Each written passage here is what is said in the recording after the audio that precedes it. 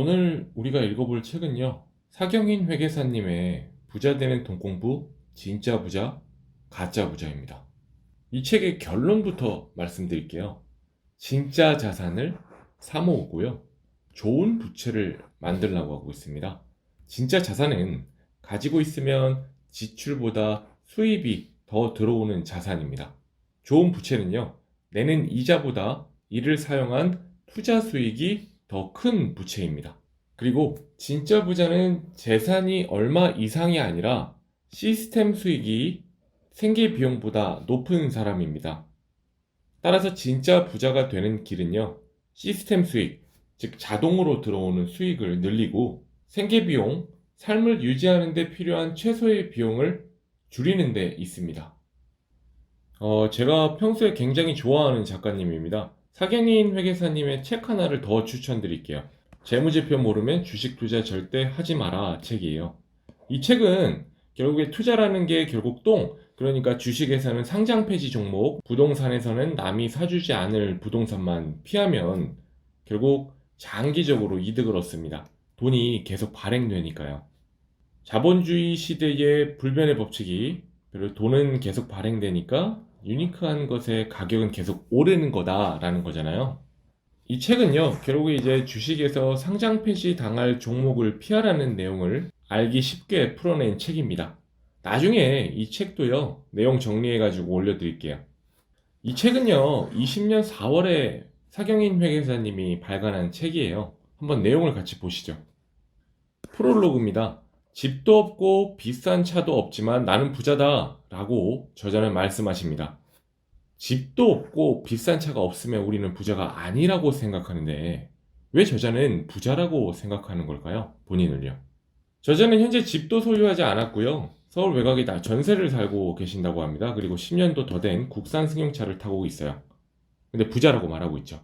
이거는 단순히 득도의 경지가 아니라 회계사로서 숫자와 금액에 근거한 주장이었죠.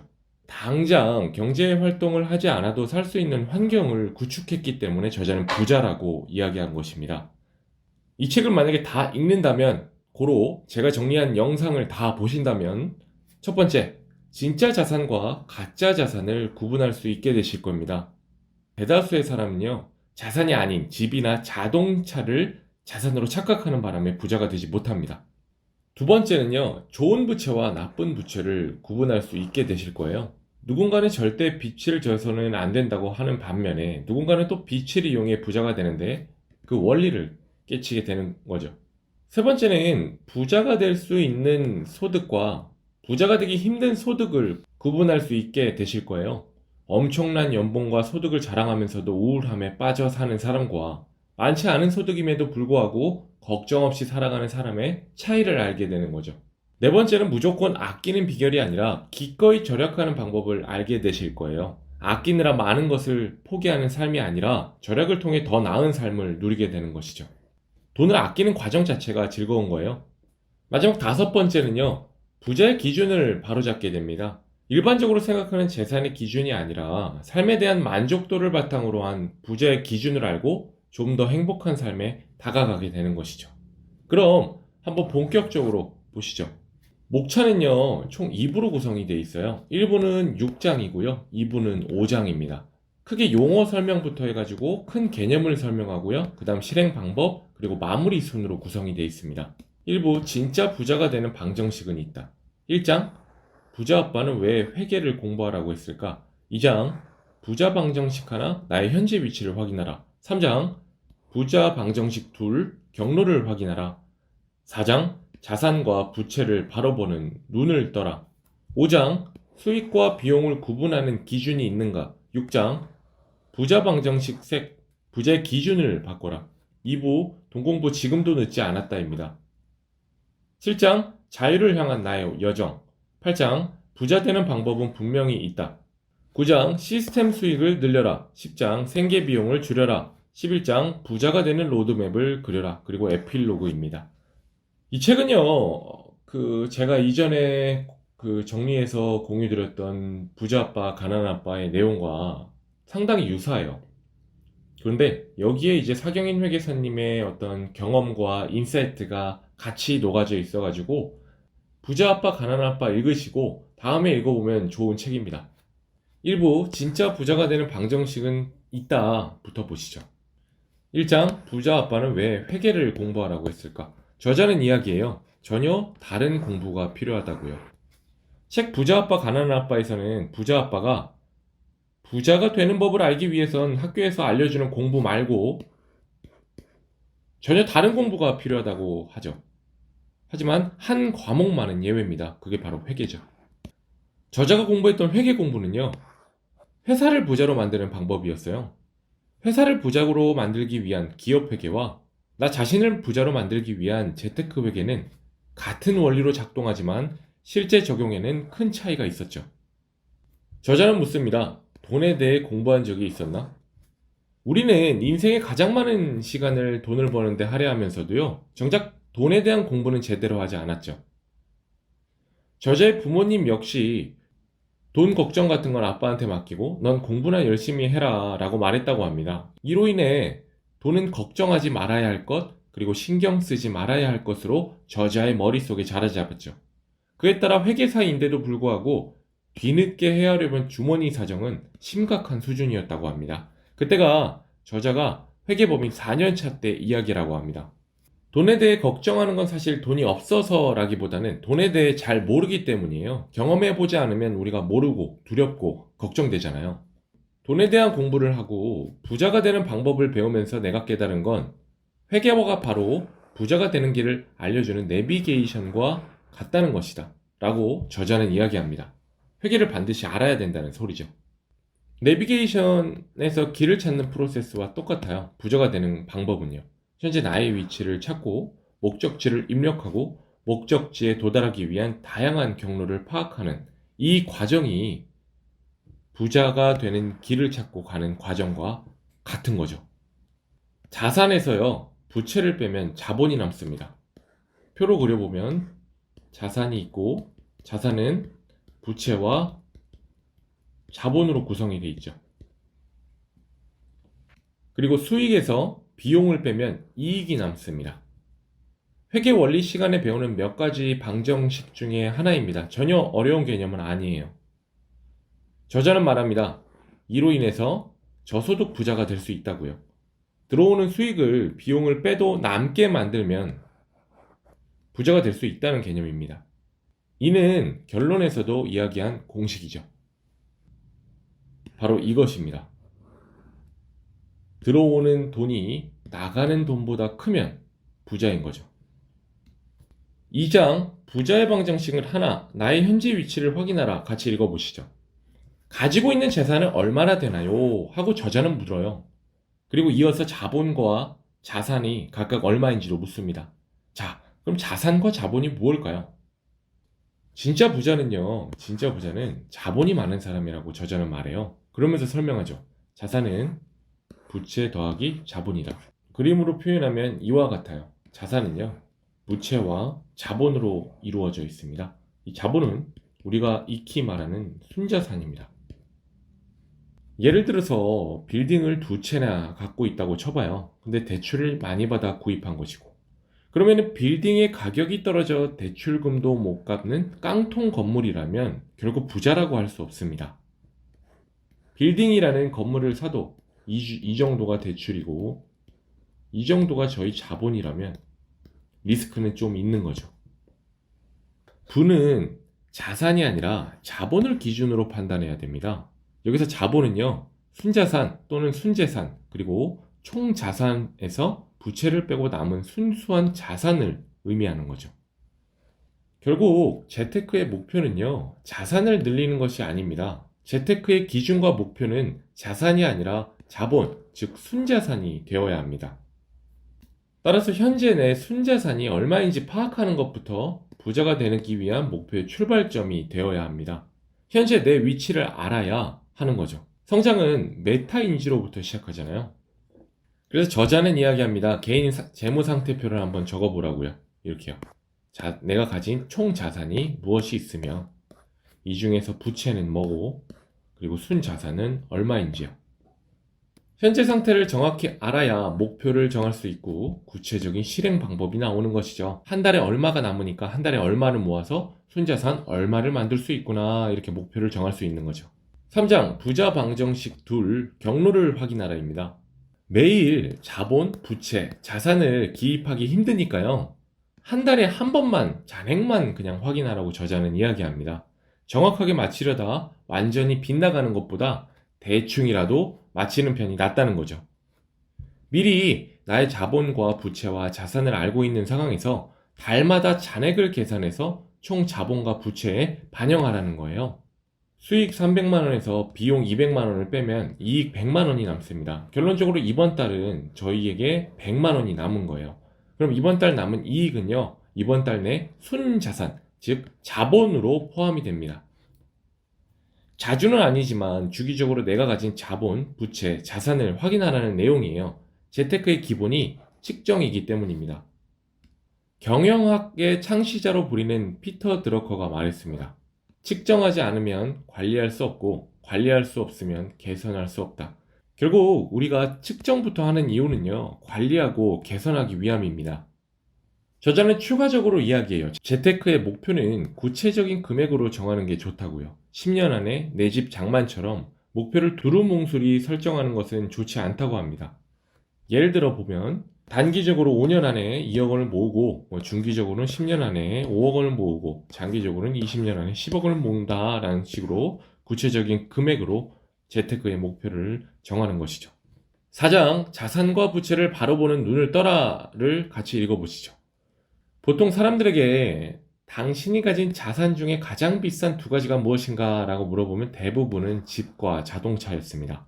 사경인 회계사님은 이야기합니다. 나는 이것 때문에 우리네 삶이 힘들고 어렵다고 생각한다. 진짜 자산과 가짜 자산을 구분할 수 있어야 합니다. 회계이론에서 자산의 정의는요, 아래와 같습니다. 자산은 과거의 사건의 결과로 기업이 통제하는 현재의 경제적 자원이다. 경제적 자원은 경제적 효익을 창출하는 잠재력을 지닌 권리다. 하나씩 풀어보면 아래와 같습니다.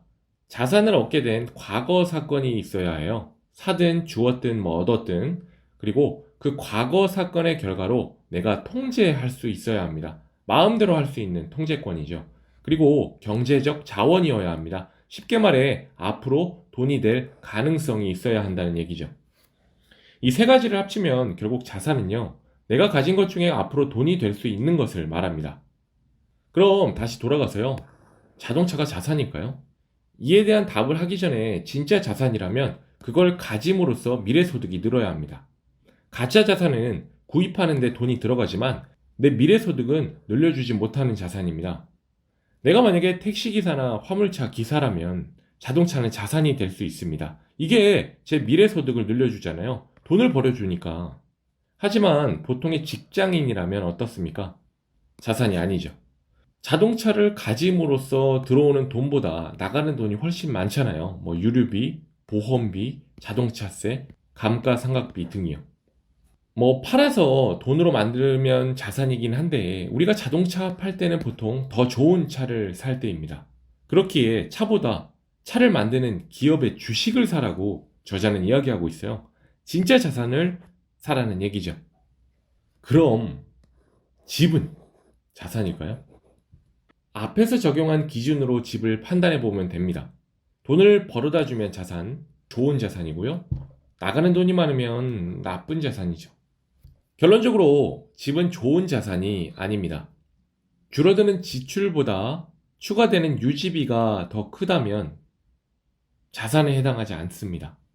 집을 사면요, 분명히 월세 등의 임차료를 줄일 수 있지만 집 유지비용, 인테리어 세금, 오른 의료보험비, 무주택자로서의 혜택 등등 생각한다면 집을 산 다음 현금 흐름이 생각만큼 크게 개선되지 않습니다.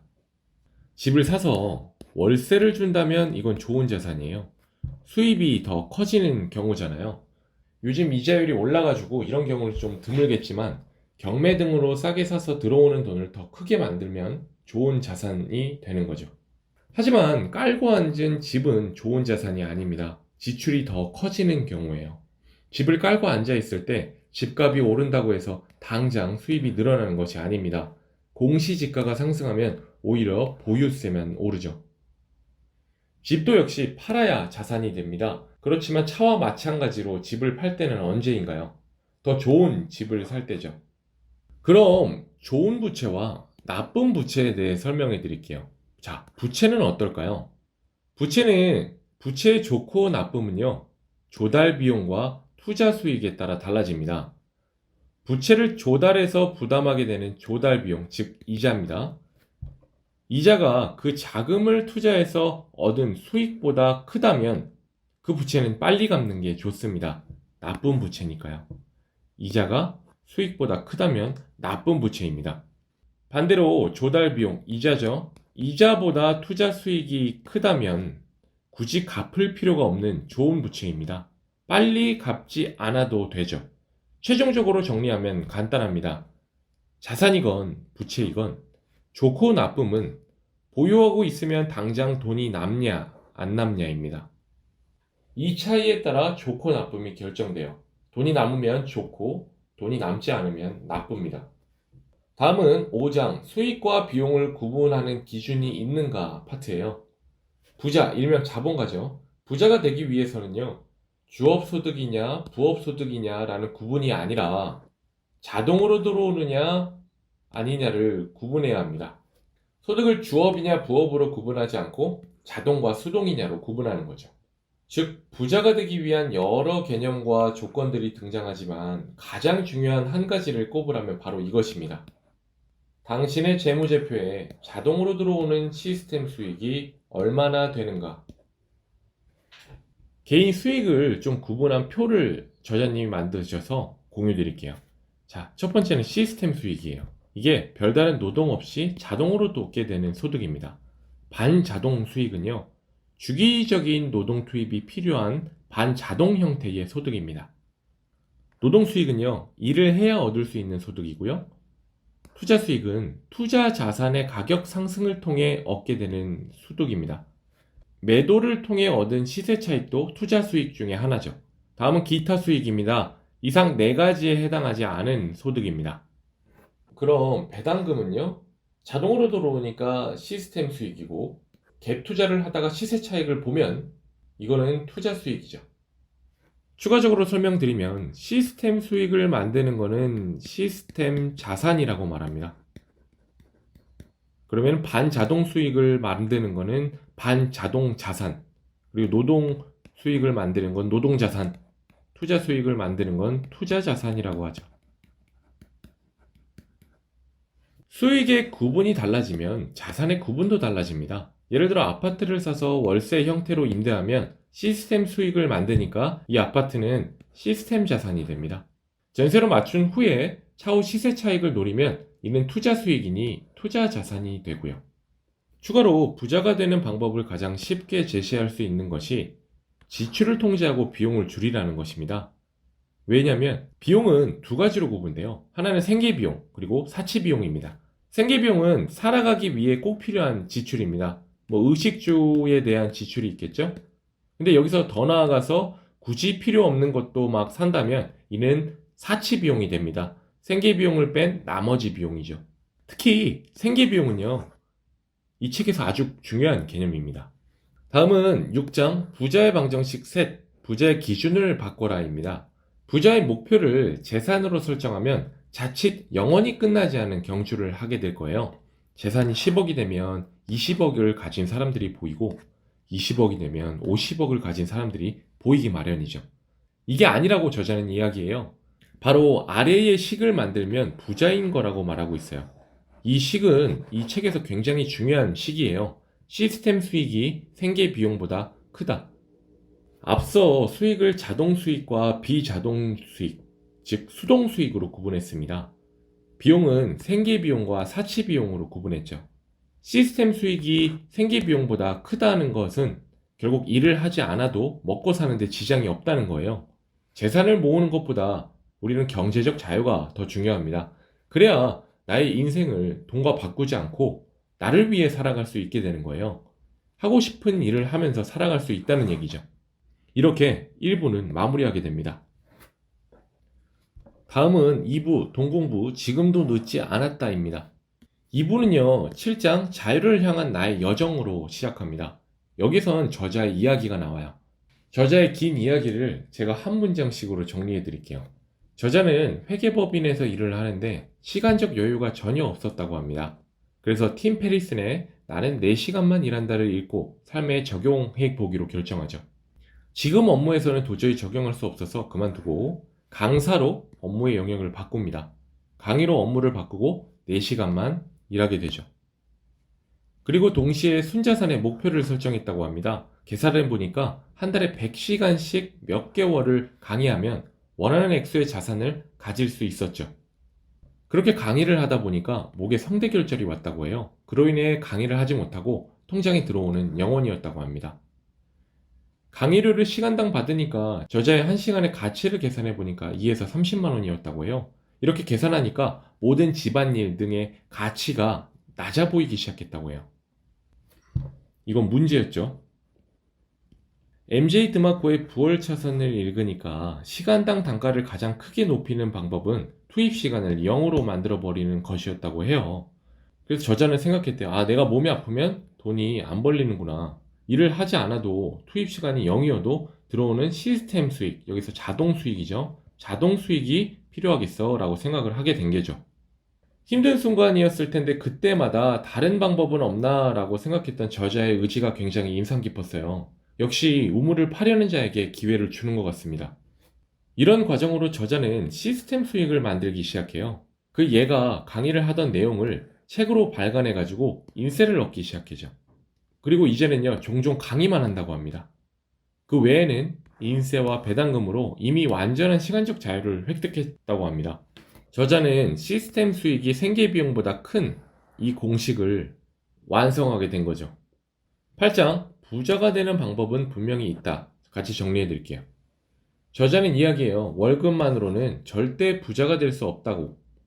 월급을 모아 시스템 자산을 만들고요. 거기서 시스템 수익이 나와야 부자가 될 수 있는 거예요. 계속해서 월급에만 의존한다면 죽는 순간까지 일만 하게 될 것이라고 저자는 이야기해요. 80세까지 산다고 가정하고요. 57세에 은퇴한다면 23년의 은퇴 후의 삶이 남아 있습니다. 은퇴 후에 필요한 최소 생활비는요, 월 198만원 정도라고 해요. 여유로운 생활을 하기 위해선 290만원이 필요하고요.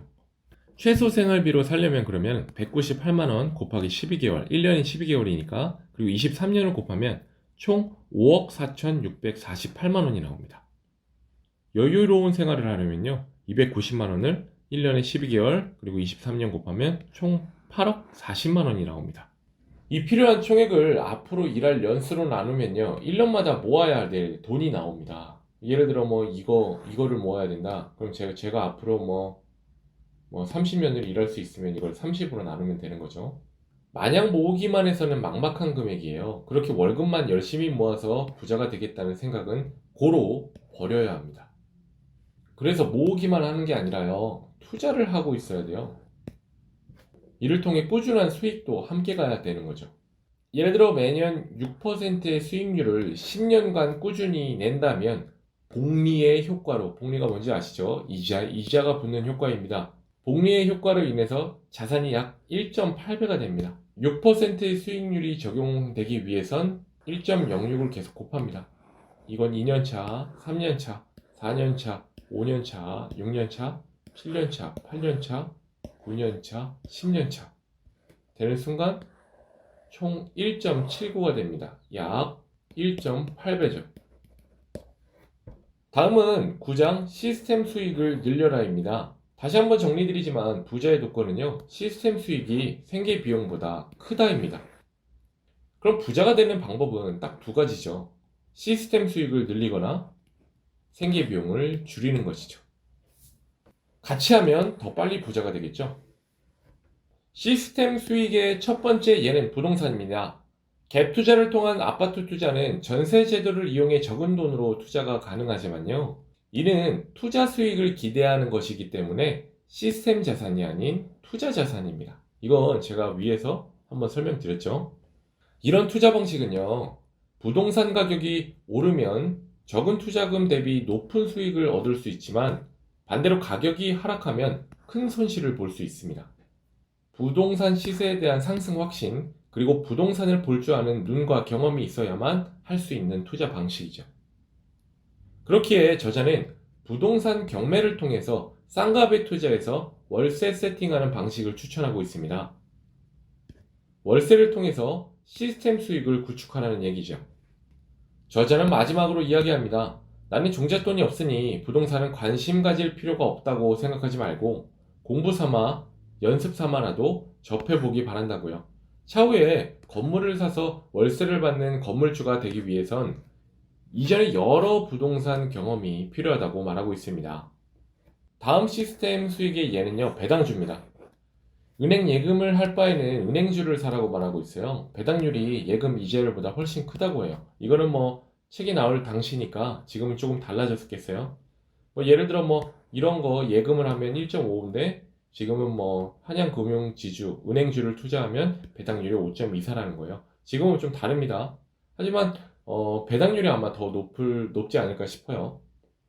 주식은 변동성 때문에 힘들어 하시는 분이 많잖아요. 주가가 떨어질 수도 있지만 이때는 원금을 잊고 수익률은 잊고 그냥 배당금에만 집중하라고 조언을 해요. 어차피 우리의 목표는요, 시스템 수익을 늘리는 것이잖아요.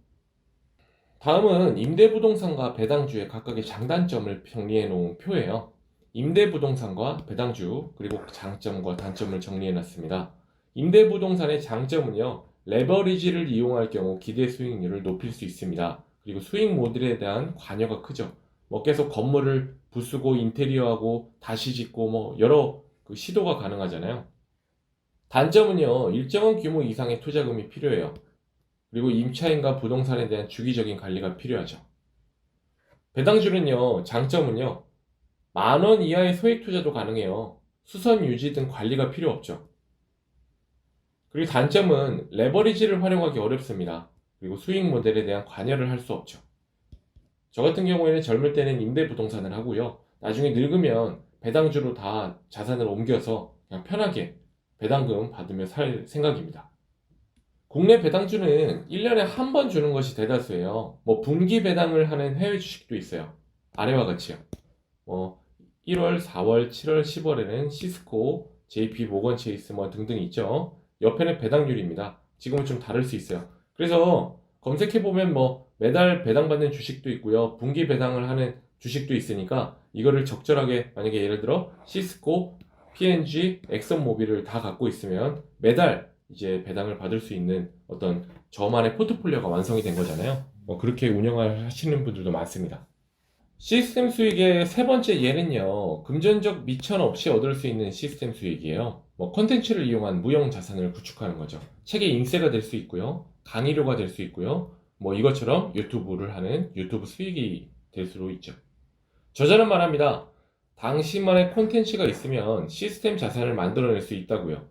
당신이 살아가며 배우는 모든 것이 콘텐츠가 되고 자산이 될 수 있다고요. 지금 배우는 것을 남을 가르친다는 생각으로 배우고요. 실제 가르쳐 보라고 조언하고 있습니다. 이거는 제가 직접 해보는데 진짜 더 열심히 배우려고 해요. 하나하나 뭐 놓치지 않으려고 하고, 그리고 실제로 이 배운 거를 정리해서 남한테 말이나 행동을 통해서 알려주면 기억에도 오래 남습니다. 그 외에 시스템 수익의 예로 자기 사업이나 뭐 P2P가 있다고 얘기를 하고 이 장은 마무리하고 있습니다. 다음은 10장 생계비용을 줄여라입니다. 반복적으로 얘기 드리고 있어요. 부자의 조건은요, 시스템 수익이 생계비용보다 크다입니다. 계속 반복해서 나오고 있죠. 시스템 수익을 늘릴 수 없다면 생계비용을 줄여야 하는 것이죠. 쓰고 남은 돈을 투자하는 게 아니라 투자하고 남은 돈을 써야 합니다. 최소 수입의 20%는 투자해야 된다고 저자는 이야기하고 있죠. 이거는 부자 아빠, 가난한 아빠에서도 나오는 건데요. 뭐 가난한 자의 현금 흐름, 부자들의 현금 흐름인데 여기를 보시면 직장에서 돈이 들어와요. 근데 가난한 자들은, 부자가 아닌 자들은 급여가 들어오자마자 다 지출을 해서 돈이 다 나갑니다. 남는 돈이 없어요. 근데요, 부자가 되기 위해서는요, 직장에서 돈이 들어오면 이걸 자산을 사야 돼요. 그럼 이 자산을, 시스템 자산을 사게 되면 나중에 이 자산이 나한테 돈을 넣어줍니다. 계속 부자가 되는 거죠. 이 자본주의에서는요, 세금과 인플레이션 때문에 아끼고 모으는 것이 아니라 투자를 해야 살아남을 수 있다고 저자는 이야기하고 있어요. EBS 자본주의에서도 나오는 말인데, 돈은 계속 발행되고 있기에 돈을 움켜쥐고만 있으면 시간이 지날수록 그 돈의 가치는 떨어진다고 합니다. 그래서 무언가, 미래에 남들이 좋아할 만한 무언가를 돈과 바꾸어서 가지고 있어야 하는 것이죠. 다음 장은요, 11장, 부자가 되는 로드맵을 그려라입니다. 얼마를 버느냐보다 몇 퍼센트를 모으느냐가 더 중요하다고 저자는 이야기하고 있어요. 그래서 두 가지 조언을 해요. 부자 달성 목표 시기에 맞춰서 수입의 30% 이상을 모은다. 그리고 모은 돈의 연 6% 수익을 기대할 수 있는 자산에 투자한다. 그러면은 연 6% 이상 수익을 기대할 수 있는 자산으로 무엇이 있을지 아래서 얘기 드릴게요. 먼저 미국의 고정배당 우선주나 우선주 ETF를 매달 사서 모으고 배당을 받으면 이를 다시 재투자하는 거예요. 우선주는 주식에는 두 가지가 있는데 일반주와 우선주가 있어요. 우선주는 의결권이 없는 거예요. 주식을 가지고 있다고 해서 무엇을 해라, 투표도 못하고 의결도 못하죠. 저자는 이 얘기예요. JP 모건 체이스의 우선주 현황을 공유드렸어요. 그러면은 배당률이 6%대가 나와요. 지금은 어떤가 찾아보니까요. 이 종목은 조금 변경됐더라고요. 그래서 해외 주식 종목 찾기에서 검색을 해보면요. 이렇게 나와요. JPM 검색해보면 JP 모건 체이스니까 이 우선주 시리즈 6% 나오는 거, 5.75 나오는 거, 이렇게 배당을, 이렇게 고정 배당을 주는 것들이 있습니다. 그래서 이거 돈 될 때마다 사 두시면 6%는 받을 수 있는 거죠. 그리고 배당률이 높은 미국 은행 고정 배당 우선주도 공유해 주셨어요. 이런 건데 배당이 이 정도로 고정돼서 나오는 거죠. 그리고 우선주 ETF도 추천해 주셨습니다. 이런 것들이 있어요. 이거 티커네요. 그리고 배당률도 이 정도 하고 배당 주기로 한 달이에요. 미국 배당주와 함께 월세가 나오는 수익형 부동산에도 관심을 가지라고 저자는 이야기하고 있어요. 배당주에 투자하다가 일정 금액이 모이면 수익형 부동산으로 갈아타는 방법을 추천하는 거죠. 왜냐면 주식은 소액으로도 가능하지만 부동산은요, 일정한 금액이 있어야 투자가 가능하잖아요. 돈이 많이 드니까 일단 배당주로 모으는 전략이죠. 이거는 제가 지금 하고 있는 전략입니다. 다시 한번 말씀드릴게요. 주식과 부동산의 장단점. 주식은요, 소액으로 투자가 가능해요. 매매 차익에 대한 비과세도 있죠. 물론, 해외 주식, 1년에 250만원 이상이면은, 해외 주식 양도세를 내긴 합니다. 단점은 변동성이 크죠. 부동산은요, 장점으로 레버리지 이용이 가능해요. 대출을 받을 수 있다는 거예요. 보유 기간에 별도 수익이 발생해요. 보유세 내죠. 아무래도 주식보다 낮은 변동성, 그리고 안정적인 수익률을 내고요. 그리고 일정한 규모 이상의 투자 자금이 필요한 게 단점입니다.